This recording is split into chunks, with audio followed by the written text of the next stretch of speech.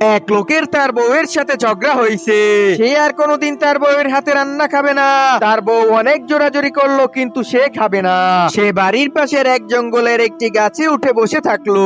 লোকটার রাগ ভাঙানোর জন্য তার প্রিয় খাবার পোলাও এবং গোস্ত রান্না করে তার স্ত্রী সেই গাছের নিচে রেখে আসলো।